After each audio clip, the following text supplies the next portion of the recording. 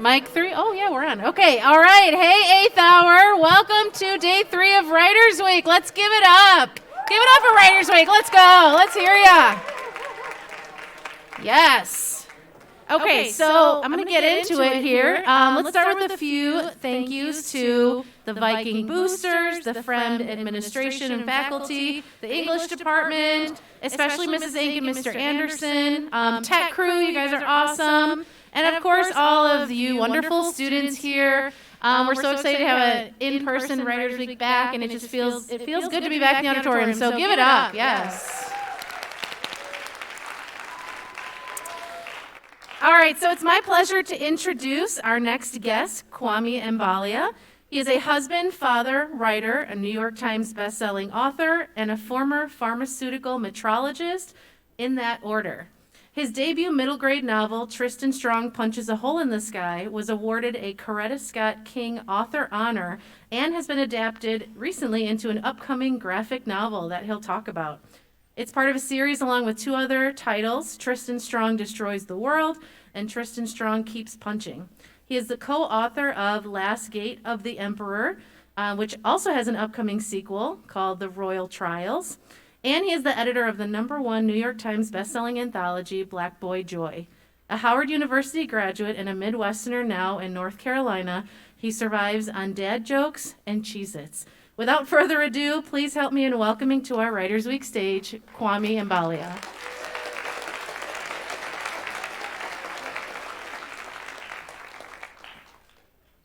Thank you so much. Is it someone's birthday?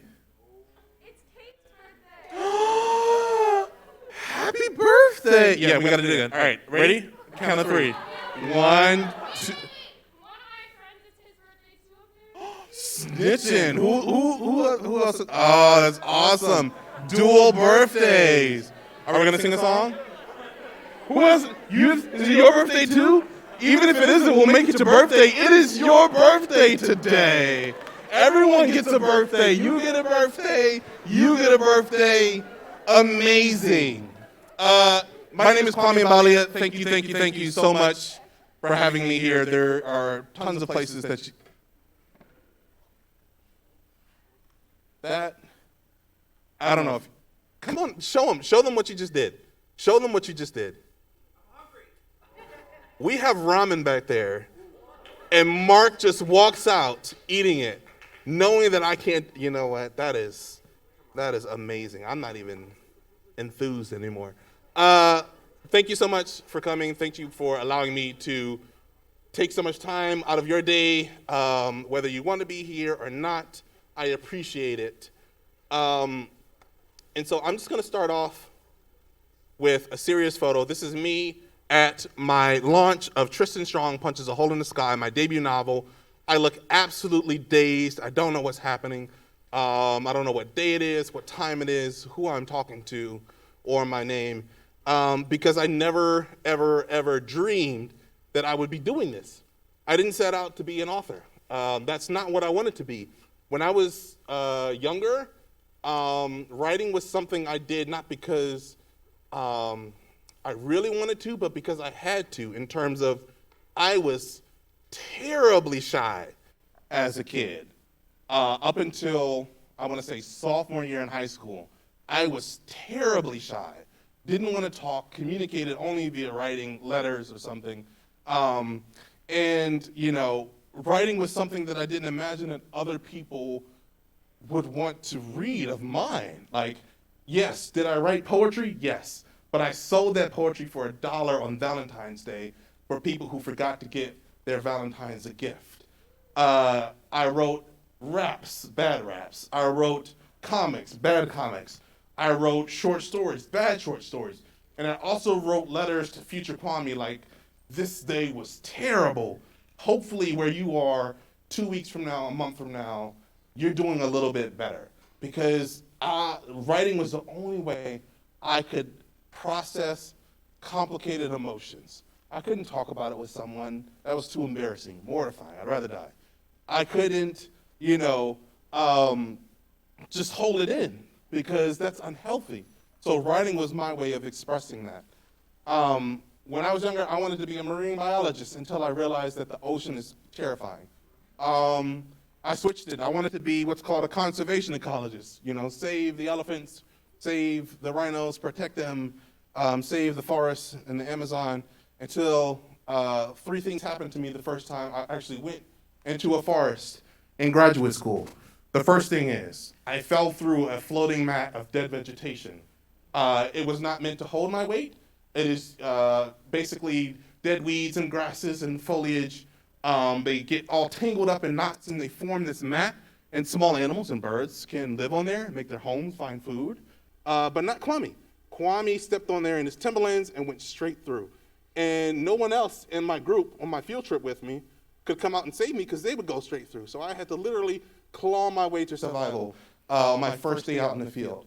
Secondly, on that same day, we had walked out to the marsh. It was overcast, it was cold, early in the morning. We walked along a set of railroad tracks. After that, the sun had come up a couple hours later, we're on our way back. It's warmer now. Do you know what animal loves lying on warm railroad tracks? Shout it out if you do. Who said a squirrel? Close, very close. Snakes, specifically copperhead snakes in North Carolina. There were 50 to 60 copperhead snakes of all different sizes lying along the 5-minute path it took us to come out there, turned into an hour because we had to watch where we stepped. They were camouflaged, and they were very, very, very dangerous. Third and final, and probably most horrific of all, is that I came home covered in ticks. My wife wouldn't let me in our house. She made me stand out next to the garage and strip there, and she passed me one of those stiff bristle brushes to scrub myself before I brought any of those, or before I stepped foot inside of my house. And that was really it for Kwami in nature. Nature is a fun concept, and I'm all for saving and protecting it. I will stay inside, and I will donate, but I will not step foot in a forest again without serious protection. So yeah, all that to say, I didn't imagine that I would be a writer. I didn't think that people would want to read what I wanted to write, or what I wanted to write, and what I did write. So that's a serious photo. This is a not so serious photo. Writers, when we tend to get together, as Mark has so kindly displayed, it turns into a tiny little black hole of chaos, where chaos from far and wide seems to be concentrated into one central location where we writers have gathered. This is at a literary festival in Charleston, South Carolina called Y'all Fest. I was there. The tiny, diminutive, cackling woman behind me, her name is Danielle Clayton. She is laughing because 5 seconds before this picture was taken, have you ever played, I don't know, I think it was Fear Factor. You seen that where you reach into a box, you try to feel and identify what it is, and you don't know. Sometimes is it grapes? Is it spaghetti? Is it a lizard? For me, it was a bowl of mayonnaise. And so I'm just gently caressing the bowl of mayonnaise, trying to figure out what this is. And if you know the author Nick Stone, she, in a fit of what I can only assume was unbridled madness, shoved my hand wrist deep into the bowl of mayonnaise, the feel of which, the texture of which, wasn't that great, but the smell lingers for hours, no matter how many times you wash your hands. That has nothing to do with writing. I just thought that you all should share in my misery, and I saw Nick's photo up on your Writer Wall of Fame, your Writer Week Hall of Fame, Wall of Fame, and I just wanted you to know that it's not all sweet, right? With Nick, there are little moments of chaos that she inflicts upon us with little to no remorse. All right, books I wish I wrote, and maybe I still will, if I can get funding for it. Tired I am. How Jedis use the Force to write books. I have not written a Star Wars book, but if I did, this is what it would be about exhaustion, and how we can somehow harness that to write, because there is so much that goes into writing that is not actually writing. Was it good? Did you bring it out here?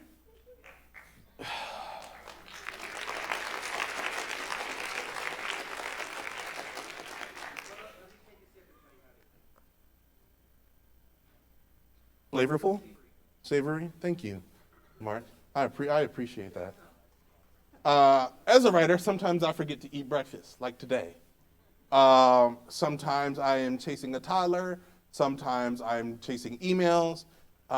There are times when, I'm a full-time writer, but I don't actually start writing until 6 or 7 or 8 p.m. at night, just because life happens. And so I would love to write maybe a graphic novel called Tired I Am. Hashtag beef. The top 10 food feuds. I love it. If you've ever gone to a family reunion or a potluck or a cookout and 2 people bring the same dish, I love mess. I love it. I want to see whose is better. I want to see whose has to take home the nearly full or absolutely full casserole dish at the end of the night because their macaroni wasn't up to par. I want to see whose rolls was best. I want all of the drama. And I think that this could absolutely be a fantastic kind of a narrative nonfiction style of book. This one, Fake Friends. You can't read it totally. The untold story of Rudolph the Red-Nosed Reindeer, and suddenly now the other reindeer love him. After they used to laugh and call him names and wouldn't let poor Rudolph play in any reindeer games, those reindeer, they loved him. They're fake. Those reindeer were Blitzen, Donna, all of them. Fake. Absolutely fake. I think this would be a heartwarming picture book that you could read with your younger siblings, and I think it'd be a great family pastime. I saw a hand over here. Was there a hand? Absolutely. I think people would love this book.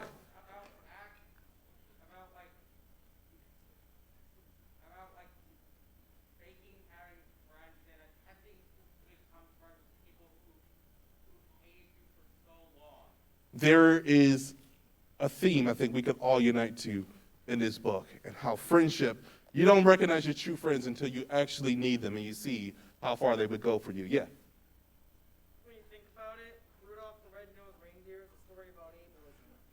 Is it a story about what? It's a story about how disabled people, or just people who, I don't know, I guess like look different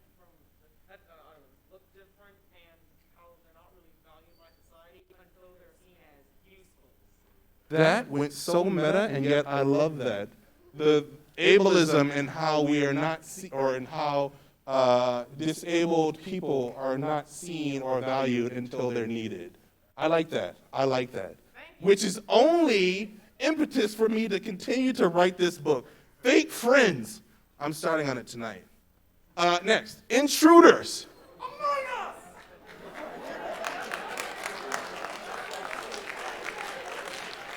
Using video games to practice lying. I love it. I think just from the enthusiasm that everyone exhibited here today, you all have gravitated towards this particular book, and so I need to write this one as well.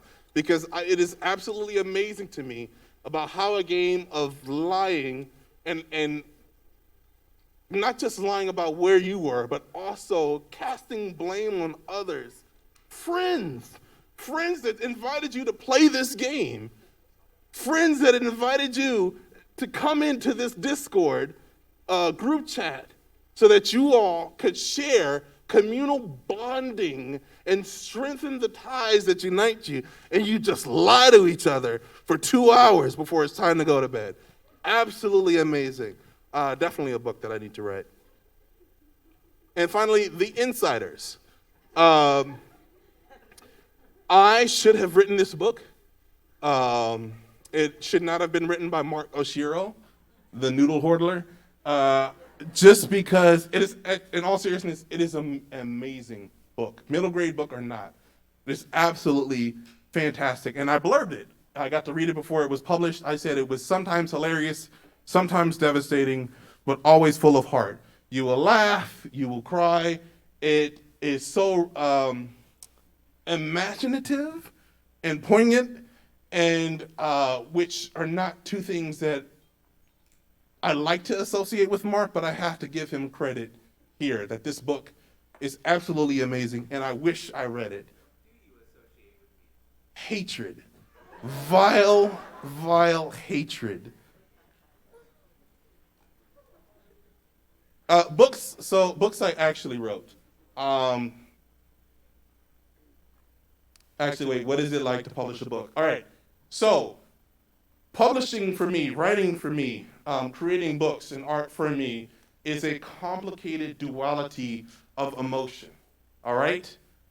Complicated duality of emotion, best represented by this next slide.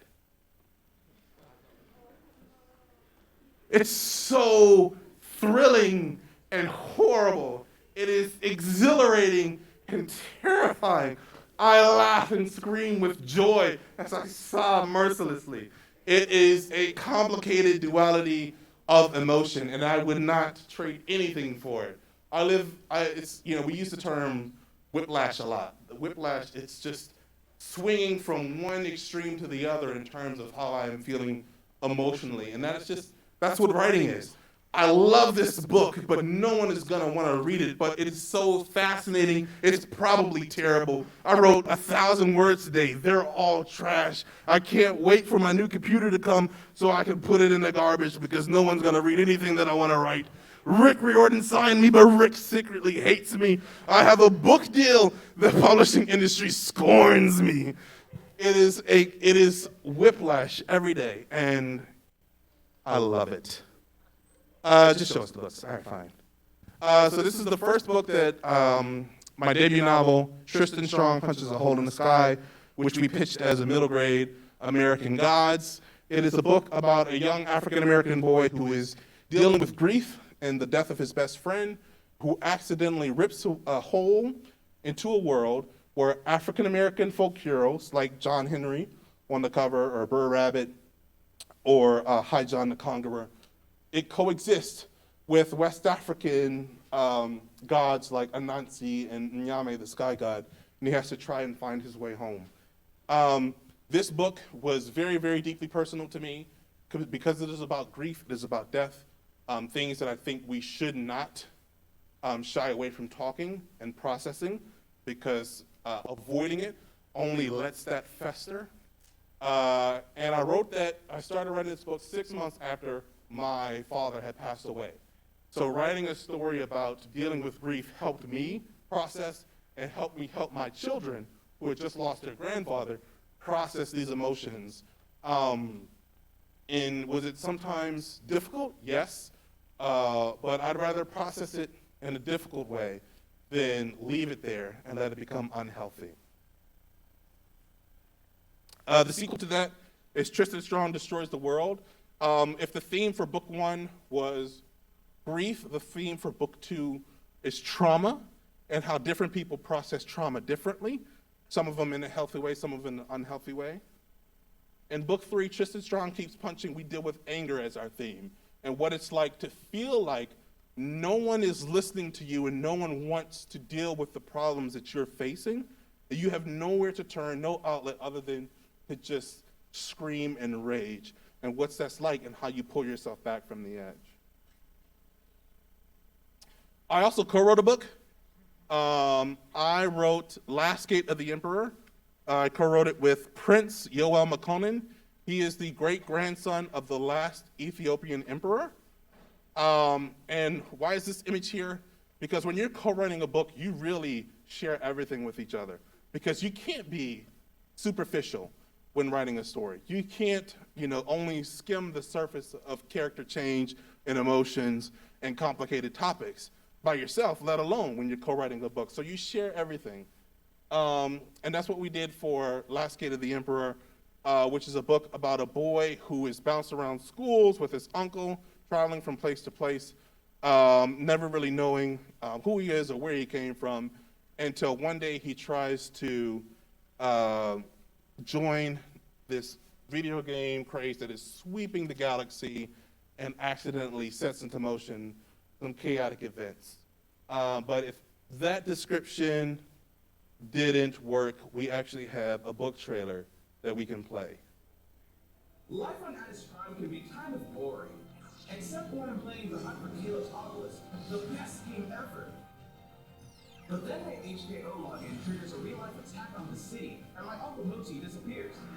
Could those crazy stories my uncle told me about a galaxy-spanning war actually be true? Now it's up to me, my bionic lioness, and a rival-turned ally to find my uncle and save Addis Prime. So, oh, thank you. Thank you. Thank you. Thank you. Thank you. I had nothing to do with that. For Last Gate of the Emperor, video games take a central role in the book. It's what the main character, Yard, is the best at. He is top 2, and he's not number 2 on the leaderboard. And his, if you've ever played a video game or a sport, and you have a rival, someone who is just as good at you, you win some and then they win some, imagine partnering up with them to solve this problem that you need to solve, and you need their help. And that's what he has to do with his rival turned friend, the Ibis, his bionic lioness. To write this book, we had to play a lot of video games. I didn't want to, personally. It is not something that I thought was necessary, but everyone else told me you have to do the research. So I spent countless hours with lots of Cheez-Its and Coke Zeros playing video games to try and really nail the realistic portrayal of a video game. And not just any video game. I had to play a lot of battle royale. So Fortnite, Warzone, which, they're okay. And then the true cream of the crop, which is Apex Legends. I had to really dive into that so much. And I'm sure from the outside, it looks just like I was spending my Saturday playing video games. I promise you, that is not the case. I was really, really studying to do research for this book. Yeah. Octane all day. You are welcome to play any other character. I'm happy to support you. Everyone should have the opportunity to land in second place, because we all know who first is going to. I fully support your endeavors in doing that. But yeah, Octane main, Lifeline second. The sequel to that is not out yet. It comes out in July of this year, July 2022. It's called The Royal Trials, where Yard returns to an unfamiliar face, or a familiar place, to do battle with a unfamiliar face in order to save his family. And really excited about this. I love this book so much because it has a snarky robot character in there, and I love snarky robot characters who, if you ever watched the show Futurama, and Bender the robot, humans are just like a necessity, but they're not important at all, and that's how the robot character in my book acts, which I think is refreshing. The quotes there, if you recognize any of those quotes, 1v1 me, you cowards, or he's pushing, where's my team? If you recognize and can tell me where those quotes come from, you have a chance to win a stack of books here. It is from a video game, or it is from a group of people playing a video game. They're separate video games. So if you tell me what they are at the end of the session, you could win a stack of some of these books. All right? This is the second to last book I wrote. Black Boy Joy. It is an anthology. I am so proud of this book. It was mentioned it was a #1 debut middle grade anthology when it was released. It got put on a bunch of end of year best of lists. But I think what I'm so happy about is that the 16 authors and myself came together. We put this book together in under a year. The book was proposed in July. The contract signed in August or September, and then was released in the next August, which if you know anything about the publishing industry, that is incredibly, incredibly fast. But everyone saw the need and the beauty of the book. From the authors we got like Jason Reynolds and Jerry Craft and Lamar Giles, to the contest winners, we reserved 2 spots for 2 previously unpublished authors to get their first publishing credit. And it was absolutely amazing. And I'm so, so, so thankful that we had a chance to put this book together. Finally, we return to the world of Tristan Strong with Tristan Strong Punches a Hole in the Sky, the graphic novel. That comes out this August. And I love it because Rob Venditti adapted it and Olivia Stevens did the artwork for it. And the art is so beautiful. And it tells a different part of the story that you don't get just from reading the words itself, via expressions, via iconography, via the world building. It is absolutely amazing. Olivia did an absolutely fantastic job. It comes out in August, and I am thrilled for people to either return to the world or visit it for the very first time. That is what I end my slideshow with. That is my role model. That is my inspiration. That is my mother. She is a English professor, former English professor department chair. She raised the 4 of us along with my father. She's the one who turned me into the voracious reader that I am. She's the one who was my very first editor for anything that I wrote. She is the one who encouraged me to write. And she is the one who's also a novelist herself. She wrote an English textbook. She is absolutely amazing. And so I put her there because I aspire to be that person when I, continually, now and into the future. She is absolutely fantastic. Oh, cool, sweet.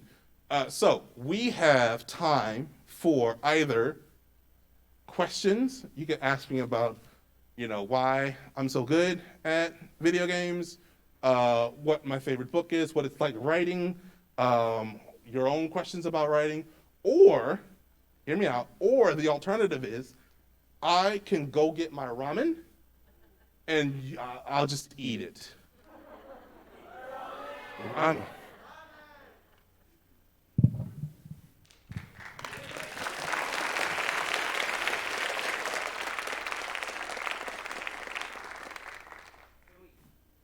I'm going to pretend to be Kwami and I'll answer questions for him. Okay, let's go. All right. This is great. Hi, I'm Kwami Ambalia. That worked. Okay. Yes, what's your first question for Kwame? My favorite color is chartreuse. Who's next? I don't even know what color that is, actually.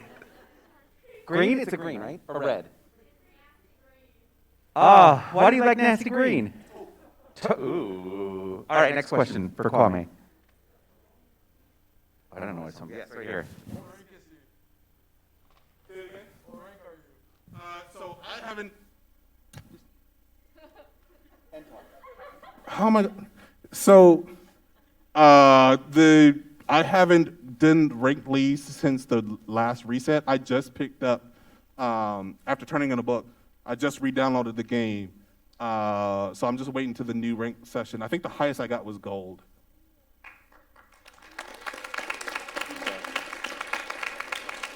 I do, because my friends play. Yeah, I do know what that is. All right, next question for Kwame. Is the human microphone stand. Where? Oh, way back there. Yes. Bread? Bread? B-R-E-A-D?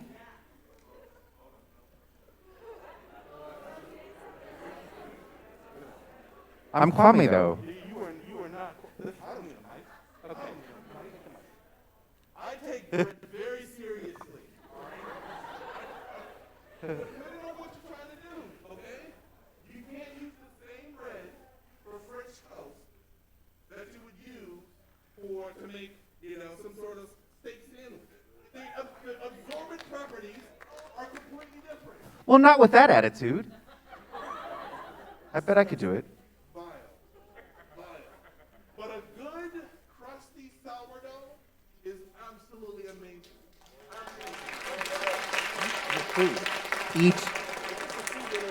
Eat your food. Right here in the front. My birthday's in May. I'm a spring baby. My birthday's October 23rd, but no one asked me that. Okay, all right. The graphic novel said presented by Rick Riordan. How did that I could also answer it. It's cake. Cake? Right? Danielle? Just tell the story. So Danielle,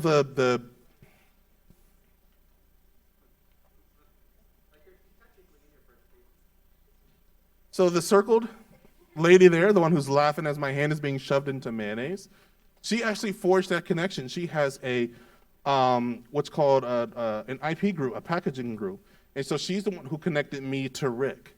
Rick and Rick Riordan Presents, his imprint.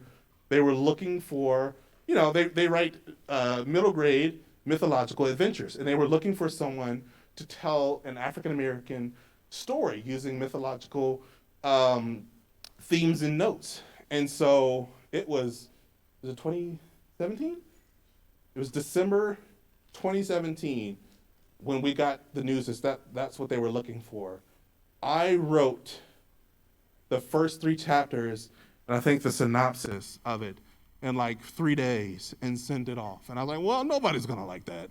This is horrible. My career's over before it started. But they loved it.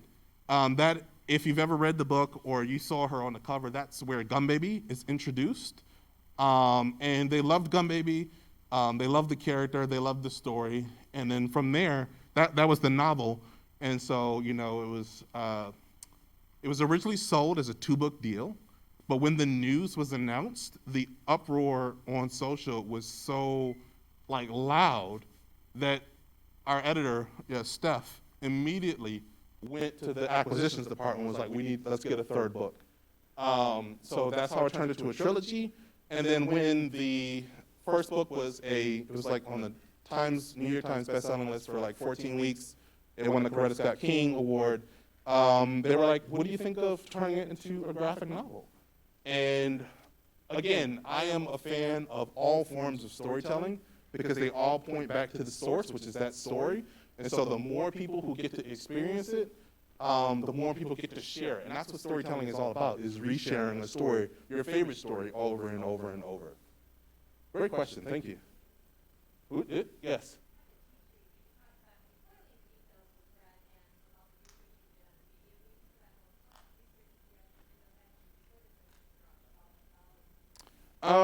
A lot of it. So Tristan Strong is almost a story about stories, and so there's a lot of folk tales and stuff and I remember some of them. I remember being told. I remember listening to the audiobooks, and I remember. But I would go back and try and reread those stories, and so some of them are going online. Some of them are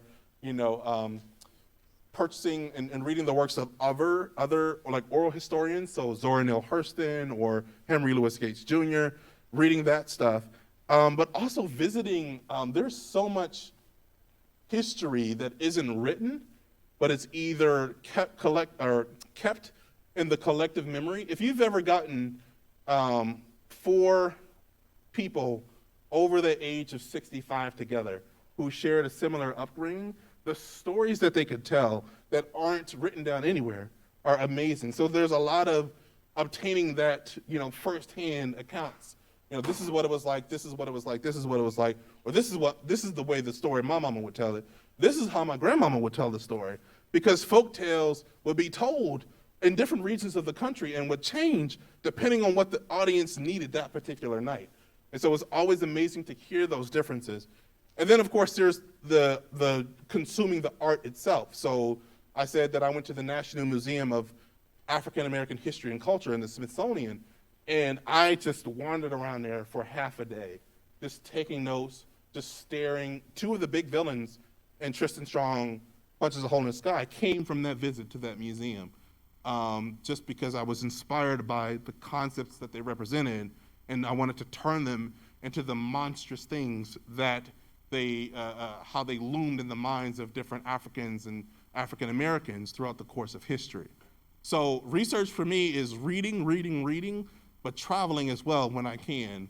And obviously we're kind of limited by the pandemic, but museums and other places are doing so much now where you can experience, you can go to, but you can go to Shedd Aquarium virtually. I think it's the otters or something. They have a sea otter thing where you just pay for it, and you can ask questions as they're, holding the camera around and interacting with the artists and stuff. And so it's amazing what we have been given access to and how we have made things work as times have really, really constricted us. So I love doing research. That is probably one of my favorite parts of writing. Yeah. How does co-writing work? Like, how do you compromise on a single story? Ooh.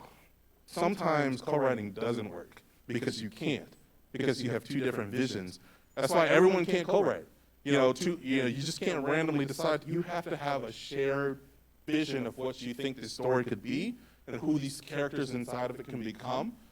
If you don't have that, it's not going to work. And so that's why I think what Rick and Mark are doing is amazing. Myself with Yoel, we both have this love of Africa and of telling a story about Africa that is different than what you might have seen portrayed in National Geographic specials or in whatever little bits of it you get included in your social studies. We wanted to tell a story that was pulled from Yoel's own childhood as a prince in exile, and also just really revel in what Africa could become in the future, right? That's why I love science fiction, because science fiction, you are talking about, you're saying, I think it's Hank Green said this, you are saying that to the audience, give me your belief for just 1 second and believe that this is what our world is, or what it could become. In fantasy, we're talking about a different world or alternate history or what might have happened. We're creating magic and fanciful things. But in science fiction, we're saying this could be us right now, 20, 30, 40, 50, 500 years into the future. And Yoel and I wanted to take that and say this could be what Africa has become a millennium into the future, and how beautiful and wondrous and still problematic and still filled with flaws and obstacles, but how wondrous it still could be. And so we had that shared vision, and that's, I think, what really made the co-writing work together. If you don't have that shared vision, if you're constantly battling each other to say this is what's important versus this is what's important, the co-writing just might not work. Good question. Yes?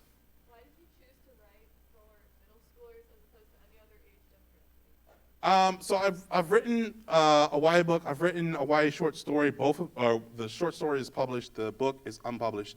I actually didn't intend to write either of those. I wanted to write adults. But middle school is horrible and hilarious at the same time. Like, I don't know about you all. My middle school experience was terrible and yet so funny. Remember I said that, hold on. Where is it? Nope. Nope. That's middle school. Just, my friends, I get to see you. It's been ridiculous at home. I relate to you. Let's talk about anime, manga, video games. Let's talk about sports. Let's talk about whatever. This is amazing. I relate to you. You're like brothers and sisters to me. This is fantastic. But I hate everything right now. That was middle school for me. And there is so much drama, so much intrigue. And yet middle school is, that age is like one of the first times where you become aware not only of the world around you, but also your lack of power within it. Everyone is trying to tell you what to do, right? You have, parents and guardians, you have teachers and administrators, you have neighbors, you have grocery store clerks, you have this random person, you got to respect your adults, and then your own body is rebelling against you, and all of these feelings and emotions exist. And it is such an amazing whirlpool of just the characters that exist within it. I couldn't imagine writing any other age range right now. Writing for adults, I got to do my taxes. Like that's not. I don't.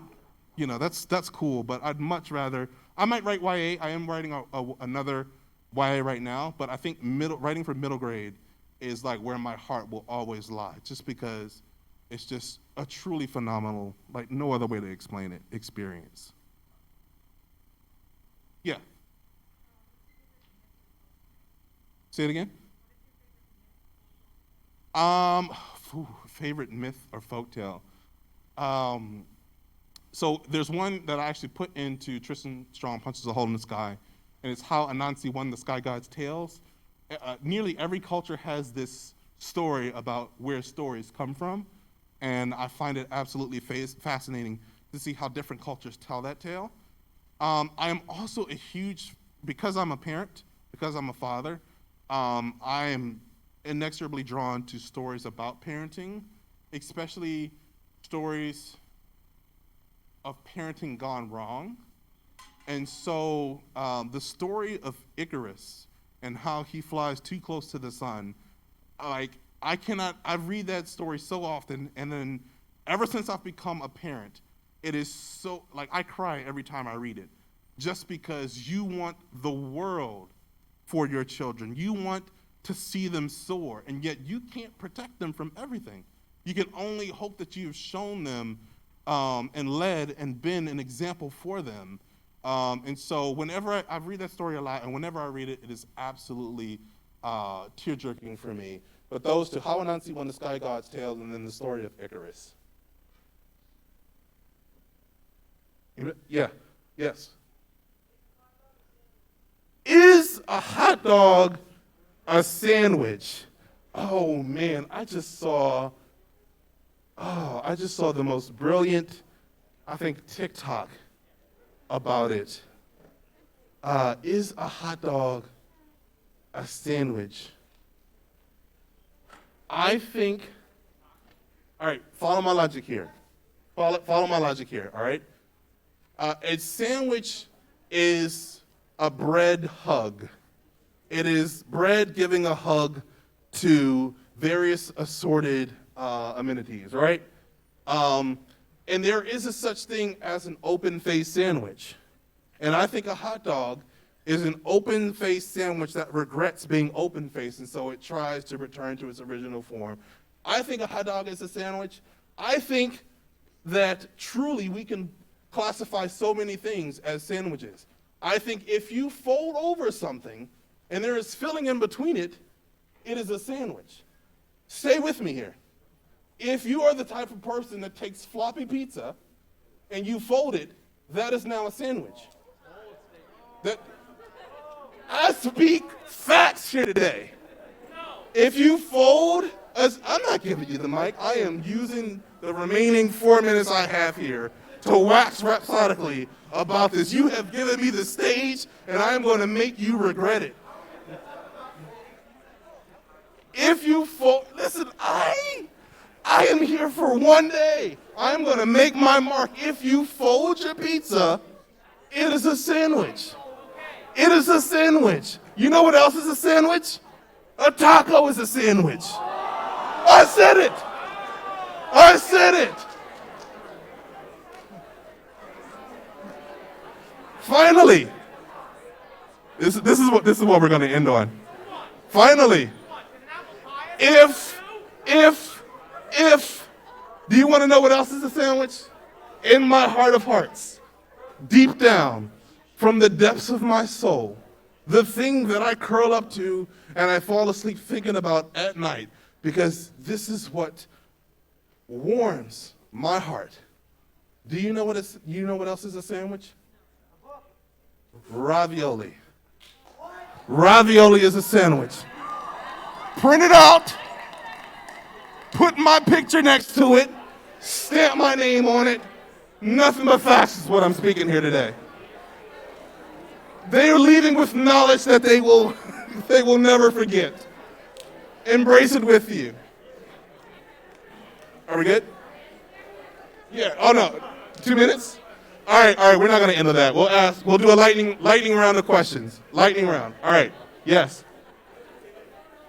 Favorite type of cheese? Gruyere. Yes. Best flavor of ramen? Soy sauce. Yes.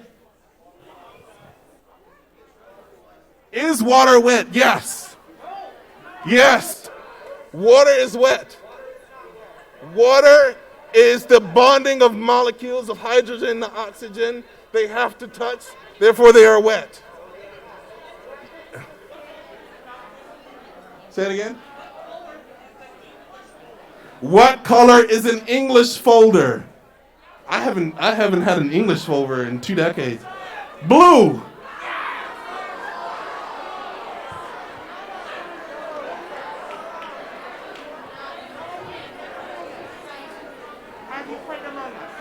Yes. Have I played Among Us? Yes. Chaos! Chaos! All right, one more round of applause for Kwami Ambalia. Woo! Come on down and say hi if you'd like. See y'all tomorrow.